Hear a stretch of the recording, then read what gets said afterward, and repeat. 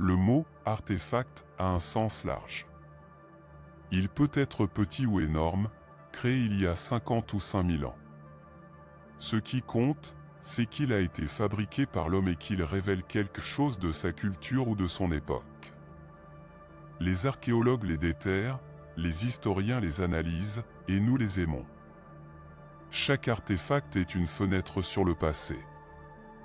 Dans cette vidéo, vous découvrirez des artefacts étonnants qui ont changé notre compréhension du monde antique. Commencez. Numéro 1. Chauffage central romain. Chaque fois qu'il fait froid dehors et que vous allumez votre chauffage central, n'oubliez pas de remercier les anciens Romains. Ils ont été les inventeurs de l'idée que nous connaissons et apprécions aujourd'hui sous le nom de chauffage central. Son équivalent, l'hypocauste, était courant dans les maisons des riches de l'Empire romain il y a 2000 ans. Sénèque, l'un des écrivains les plus populaires et les plus admirés de l'époque, avait un hypocauste dans sa villa et écrivait fréquemment à ce sujet. Il considérait cela comme le summum du luxe et il avait probablement raison. Pour créer un hypocauste, les constructeurs romains ont laissé des espaces entre les murs et les sols des bâtiments. Ensuite, ils ont placé une cheminée dans un coin du bâtiment. La chaleur du feu s'infiltrait à travers les espaces entre les sols et les murs, chauffant toute la propriété. Avec un feu assez important et une conception bien pensée, un seul système d'hypocauste pouvait chauffer un bain romain entier. Cette conception simple mais efficace a été utilisée pendant plusieurs siècles. En fait, il n'y a aucune raison pour qu'il ne puisse pas être utilisé aujourd'hui dans les régions du monde où il n'y a pas de chauffage central. Numéro 2. Les portraits sont généralement créés pour flatter. Selon le niveau de flatterie que l'artiste fait au modèle, il se peut qu'il ne s'agisse pas toujours de représentations fidèles de la personne peinte, de sorte qu'elles peuvent parfois être mal identifiées. À la mi-2019, un portrait miniature a été vendu aux enchères à Londres avec l'idée qu'il représentait Sir Walter Raleigh. Mais ce n'est que fin 2020 que la vérité a été découverte. En fait, il s'agissait d'un portrait très rare du roi Henri Ier de France. Cela a été confirmé lorsque le nouveau propriétaire a retiré le cadre et a trouvé la signature de l'artiste J.E. Décor, ainsi que la date d'achèvement du tableau, 1578. Décor avait été nommé peintre royal officiel en France par le roi Charles Ier en 1572, mais il mourut 2 ans plus tard et laissa le trône à son frère cadet, Henri. On ne sait pas comment ce portrait s'est retrouvé en Angleterre, mais l'explication la plus logique est qu'il a été volé pendant le chaos de la Révolution française. De nombreux portraits de la royauté ont été détruits à cette époque, y compris presque tous ceux d'Henri Ier. Par conséquent, cette découverte est comme trouver une aiguille dans une botte de foin. Numéro 3. Le mystère de la Roche-Bougie, c'est un mégalithe qui porte 2 noms, le rocher de la Voile et le rocher de Paris. Il s'agit d'un gigantesque monolithe de grès près de la côte de la mer Noire en Crimée, en Russie, et s'y trouve depuis la fin de l'ère du Crétacé. Le nom Sail Rock vient de la forme particulière de cet énorme rocher, qui ressemble un peu à la voile d'un navire. L'existence de ce rocher semble dérouter toute logique, il mesure 80 pieds de haut, 60 pieds de large, mais seulement environ 3 pieds d'épaisseur à son point le plus large. L'usure du temps aurait dû le mettre en pièces il y a des milliers d'années, mais il est toujours là. Il y a un grand trou à la surface de la voile rocheuse, et personne ne sait comment elle a été fabriquée. L'histoire la plus largement racontée est qu'il a été créé comme défense contre l'artillerie de montagne pendant la guerre du Caucase, mais il n'y a aucune preuve pour le confirmer. Le rocher de la Bougie a été déclaré monument national en Russie depuis 1971 et est pris en charge par le conseil local, mais il n'y a aucune restriction pour les personnes qui le visitent ou même l'escaladent. Cela devra peut-être changer si nous voulons que la pierre de la Bougie reste là pour que les générations futures puissent la voir. Numéro 4.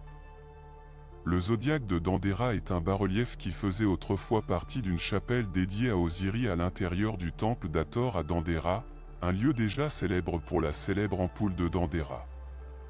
Comme pour l'ampoule électrique, beaucoup de choses que nous pensons voir dans le zodiaque de Dendera dépendent de la façon dont les experts l'interprètent. Ils s'accordent à dire que le signe du taureau est représenté par la figure d'un taureau et que la balance y apparaît à cause des écailles indiquées, mais ce sur quoi ils ne peuvent pas s'accorder, c'est son ancienneté. Certains, comme Jean-François Champollion, pensent qu'il date de la fin de la période ptolémaïque, il y a environ 2300 ans. D'autres, comme Jean Rogers, pensent qu'il est beaucoup plus ancien, de l'époque du Nouvel Empire, il y a environ 1400 ans. Si Rogers et ceux qui soutiennent sa théorie ont raison, le zodiaque de Dendera pourrait être la plus ancienne carte stellaire de l'Égypte encore existante. Il se peut même qu'il ait été à la base du système compliqué d'astrologie qui s'est développé plus tard dans le pays. Actuellement, le bas-relief complet est exposé au musée du Louvre à Paris, en France. Numéro 5. La découverte d'artefacts égyptiens en Écosse, en 1952, un garçon écossais creusant pour planter des pommes de terre en guise de punition a trébuché sur la tête d'une statue de grès rouge vieille de près de 4000 ans à Modaos à Fifé. Cette découverte n'était que la première d'une série de découvertes qui s'étendait sur 3 décennies, mettant au jour un total de 18 artefacts égyptiens, dont des figurines en bronze et des assiettes en céramique. Les artefacts, qui datent du milieu de la XIIe dynastie à la période ptolémaïque, d'environ 1922 avenue Jésus-Christ à 30 après Jésus-Christ, comprennent des objets notables tels qu'une statuette en bronze du dieu Hapi et une figurine de phalène de la déesse Isis allaitant Horus. Cette découverte a déconcerté les archéologues. Après tout, comment les artefacts égyptiens antiques enterrés dans le sol écossais se sont-ils retrouvés? Ce n'est que récemment que les archéologues ont finalement découvert le secret. Aujourd'hui, les experts pensent qu'Alexander Lemael, connu sous le nom de Deskpalg, a probablement apporté ces artefacts en Écosse. Il s'est rendu en Égypte au XIXe siècle, alors qu'il était courant pour les voyageurs riches d'acheter des antiquités à leur retour. La collection a été stockée et finalement oubliée, peut-être déplacée dans un bâtiment qui a ensuite été démoli, enterrant les artefacts avec elle. C'est ainsi que le mystère des statues égyptiennes, qui durait depuis des décennies, a finalement pris fin. Aujourd'hui, les artefacts sont conservés au Musée national d'Écosse, où ils continuent d'être appréciés par les visiteurs et les habitants. Numéro 6. En 2005, un homme du Massachusetts a trouvé un trésor inattendu à l'endroit le moins probable. Alors qu'il vérifiait une benne à ordures au dépanneur Wayne Country à Blackstone, une ville tranquille de seulement 9000 habitants, Ardo, un habitué de 83 ans, a eu un coup de chance. Le gérant du magasin, Bob Panther, se souvient de Ardo pour sa coutume particulière de vérifier les ordures à l'extérieur du magasin lors de ses visites nocturnes. On ne sait jamais, n'est-ce pas, avait l'habitude de dire Ardo, croyant qu'il pourrait trouver quelque chose de précieux parmi les objets jetés. Et lors d'une soirée extraordinaire, il avait tout à fait raison. Arbor a trouvé un billet de loterie gagnant de $1000 dans la poubelle.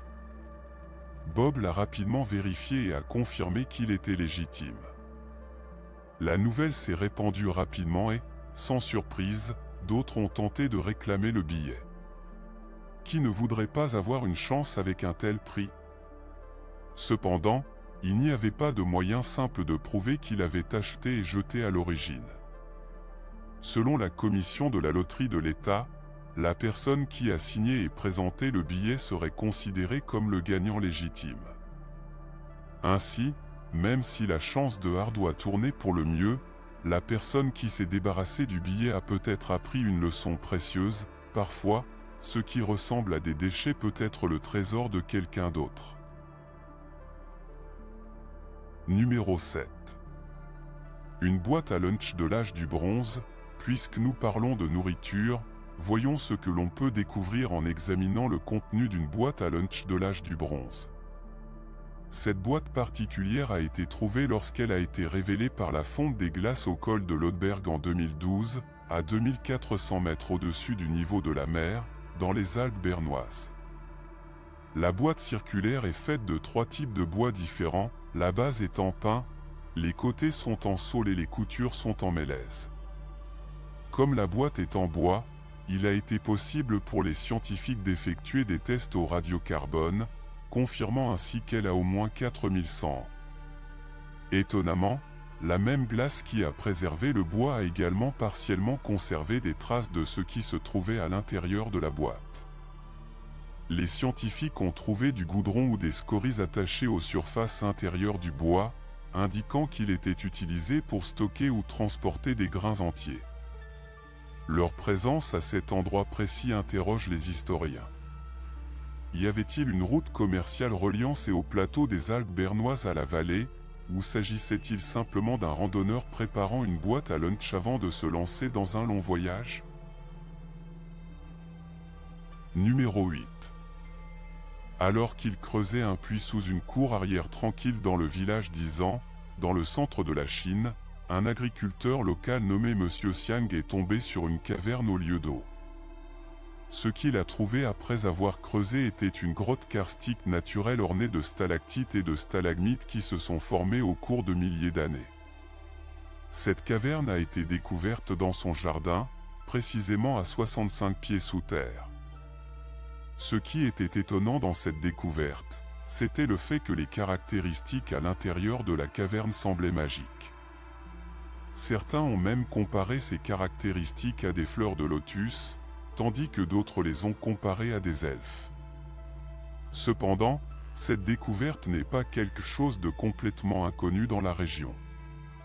Les habitants du comté d'Ea étaient connus pour creuser leurs propres puits, et ce faisant, certains d'entre eux trouvaient parfois des grottes naturelles de calcaire. Selon les archives officielles, des cavernes similaires ont été découvertes dans la région, certaines d'entre elles mesurant même 3940 pieds de long. Cela ne rend pas les grottes karstiques moins spéciales. Les grottes karstiques sont formées par la dissolution de roches solubles telles que le calcaire, la dolomite et le gypse, bien qu'elles ne soient pas courantes dans le centre de la Chine, où réside Monsieur Xiang. Numéro 9. Le trésor de Tornu, dans la charmante ville de Tornu dans le sud de Glasté, est resté caché sous terre pendant des siècles, attendant d'être découvert. En 2020, une incroyable collection connue sous le nom de Trésor de Thornbury a été découverte, contenant plus de 11 000 pièces d'argent de la période anglo-saxonne. Un détecteur de métaux dévoué a mis au jour ce trésor, qui remonte au début du Xe siècle, à l'époque du roi Canut, une période marquée par une grande richesse et un grand pouvoir. Les pièces, qui comprenaient des pennies et des demi-pennies, présentent des images de rois et des symboles religieux, nous donnant un aperçu de la vie quotidienne et du commerce de cette époque. Étonnamment bien conservés, ils témoignent de l'habileté d'artisans anciens et reflètent les valeurs artistiques de leur époque. Les chercheurs tentent toujours de comprendre pourquoi un trésor aussi précieux a été enterré. Était-ce une mesure de sécurité contre les envahisseurs ou peut-être une cachette qui a été oubliée au fil du temps? Cette découverte enrichit non seulement notre compréhension de l'Angleterre anglo-saxonne, mais nous invite également à réfléchir sur la vie des personnes qui utilisaient autrefois ces pièces. Numéro 10. Découverte d'une émeraude au Brésil, dans la petite ville brésilienne de Pindoba, une découverte remarquable a laissé la communauté locale et le monde entier dans l'admiration. Une émeraude de 800 livres et de 4,3 pieds de haut a été déterrée dans les profondeurs de la mine de Carnaia, située dans l'état de Bahia, connue pour ses riches gisements de pierres précieuses. Les experts estiment que cette gemme massive contient environ 180 000 carats de cristaux d'émeraude et vaut la somme stupéfiante de 33 millions de dollars. Même si la mine est connue pour ses gisements de pierres précieuses, la découverte d'une émeraude d'une telle taille est toujours considérée comme extrêmement rare en raison de sa taille et de sa qualité. Contrairement aux émeraudes typiques utilisées en joaillerie, ce spécimen de la taille d'un rocher a plus de valeur en tant qu'objet de collection que les pierres précieuses habituelles qui sont coupées en morceaux pour être utilisées en bijouterie. Les experts suggèrent qu'il ferait une exposition impressionnante dans un musée ou dans le hall d'une propriété de luxe. Le propriétaire qui a découvert cette émeraude a choisi de cacher son identité et de rester anonyme, craignant pour sa sécurité et celle de sa famille. En fait, ils ont également gardé l'emplacement de la gemme secret, la déplaçant entre des endroits sécurisés sous haute sécurité. Eh bien, si je découvrais un joyau qui valait plus d'une douzaine de biens immobiliers de grande valeur, je m'assurerais également qu'il n'a pas été volé ou découvert par quelqu'un d'autre. Numéro 11. Anciens artefacts mayas, parfois, les choses que nous jetons peuvent devenir des trésors incroyables. Si ce n'est pas le cas, il suffit de demander à Deola, un nettoyeur du Queens, qui a eu de la chance lorsqu'il a ramené à la maison un mystérieux tonneau d'un appartement de Soho, pensant que ce n'était qu'un déchet. À l'intérieur, il a trouvé une impressionnante collection d'artefacts anciens du Mexique, notamment des bols et des figures datant de 300 avenue Jésus-Christ. C'était toute une surprise. Deola nettoyait l'atelier du défunt artiste abstrait, qui avait laissé un espace encombré à son partenaire, Alan Tran. Après le décès de Tran, la succession de Elle a payé $4500 à Deola pour vider l'appartement, sans savoir qu'il se débarrassait d'un véritable trésor.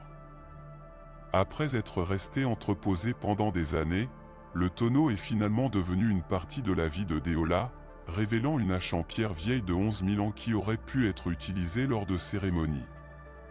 Ce n'était certainement pas une décoration de cuisine typique. Bien que Deola ne soit pas un collectionneur d'art ancien, il avait l'intention de vendre les artefacts et a plaisanté en disant que même s'il n'appréciait pas la beauté de la poterie, il appréciait la riche histoire qui se cache derrière. N'oubliez donc pas que les déchets d'une personne peuvent être le trésor ancien d'une autre personne, si vous avez la chance d'ouvrir le bon baril. Numéro 12. En mai 2016, une révélation surprenante s'est produite lors des rénovations d'une maison à San Francisco, lorsque des ouvriers du bâtiment ont trouvé les restes préservés de ce que l'on pense être décédé il y a environ 145 ans.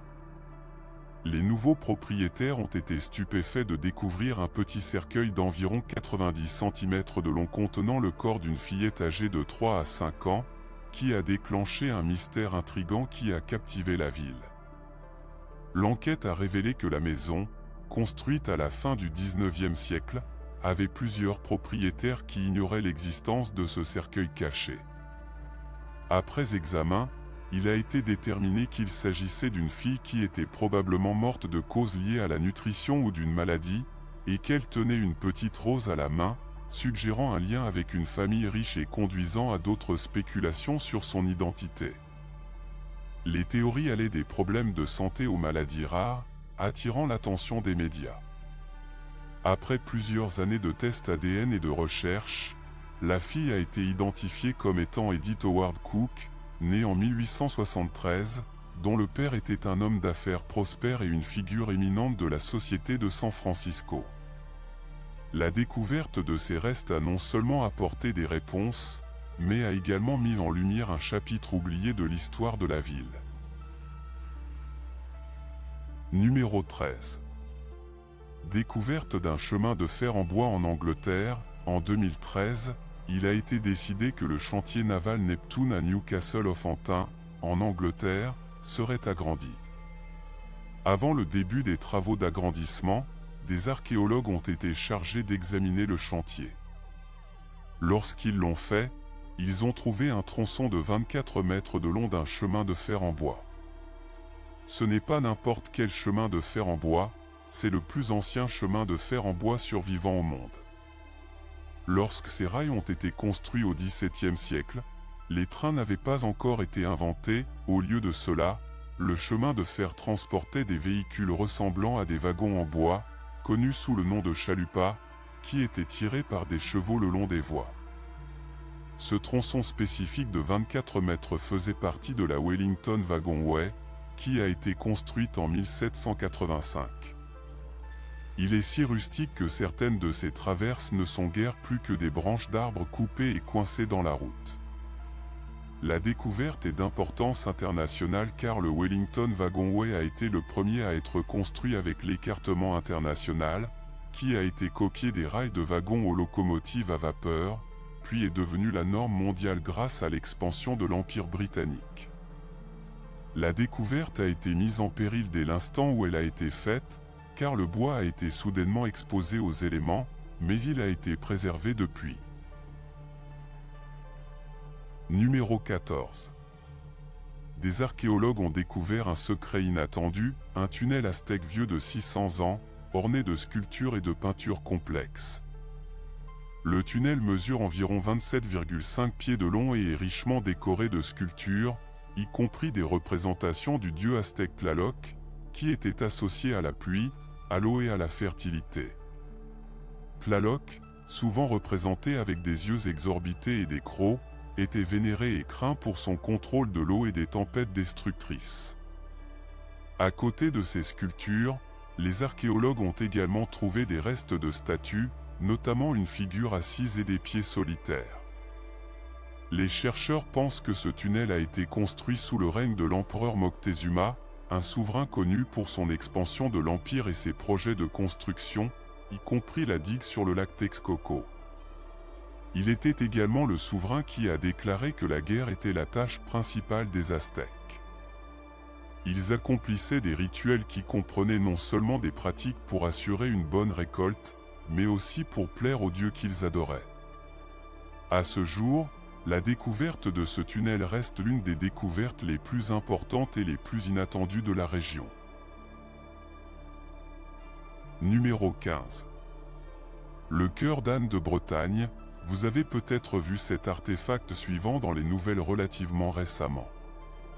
En 2018, il a été volé dans un musée en France, provoquant une petite alarme nationale jusqu'à ce qu'il soit retrouvé et récupéré une semaine plus tard. C'est un objet qui vaut la peine de s'inquiéter car il est vraiment unique en son genre.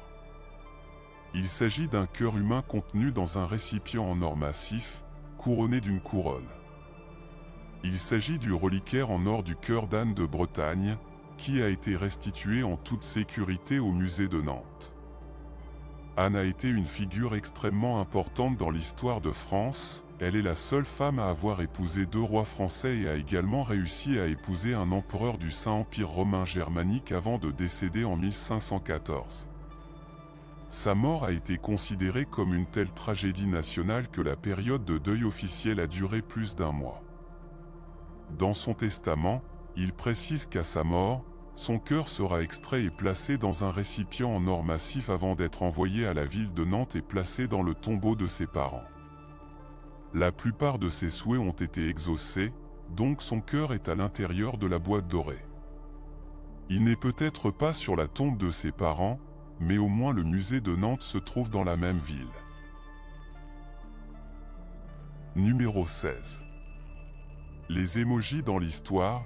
Les émojis pourraient un jour devenir la forme de langage la plus utilisée dans le monde, mais si vous pensez qu'il s'agit d'une invention moderne, nous avons une surprise pour vous. Le visage souriant est l'émoji le plus utilisé et le plus reconnaissable de tous, et il est facile de le reconnaître gravé sur le côté de ce pot vieux de 3700 ans, qui a été trouvé à Ki, en Turquie, en juillet 2017. L'image de marque a été faite délibérément, et le style est presque identique au genre de visage souriant que les gens dessinent aujourd'hui. Nous pensons qu'il s'agit officiellement du plus ancien smiley du monde. La cruche était utilisée pour boire du céret, il est donc très probable que celui qui l'a possédé associait l'objet à de bons moments et à du plaisir. Le visage souriant serait donc en phase avec son utilisation au moment où la cruche a été fabriquée. La zone où il a été trouvé aurait été contrôlée par les Hittites, de sorte qu'on ne peut jamais dire que les Hittites n'avaient aucun sens de l'humour. Les émojis numériques que nous utilisons aujourd'hui ont été créés dans les années 1980, mais ils ne sont devenus populaires qu'à la fin des années 1990, lorsque le monde est passé à l'environnement numérique. Numéro 17. Le gâteau aux fruits le plus ancien. Le gâteau aux fruits est réputé pour rester comestible longtemps après avoir été préparé, mais même en tenant compte de cela, nous aurions de fortes réserves sur la consommation de ce gâteau aux fruits particulier. Il a plus d'un siècle et a été trouvé dans une cabane au Cap Adar, en Antarctique, en 2017. La cabane elle-même est la cabane Borchgrevink, construite par l'explorateur norvégien Karsten Borchgrevink en 1899 et utilisée plus tard par d'autres explorateurs. C'est la plus ancienne structure artificielle de l'Antarctique. Borchgrevink n'a pas fait ni porter ce gâteau, on pense qu'il date de l'expédition Terra Nova du capitaine Robert Falcon Scott, entre 1910 et 1913. Une entreprise appelée Henley & Palmer est connue pour avoir fourni des fournitures à l'expédition Terra Nova, donc le gâteau aux fruits est probablement de leur propre fait. Scott n'a jamais atteint le Cap Adar, donc le gâteau a dû appartenir au groupe dirigé par le premier officier Hector Campbell, qui s'y est réfugié pendant l'hiver 1911. Les experts disent que le gâteau est en excellent état et toujours comestible, nous les prenons au mot. En raison de leur grande énergie, les gâteaux aux fruits sont toujours un choix populaire pour les conférenciers visitant l'Antarctique.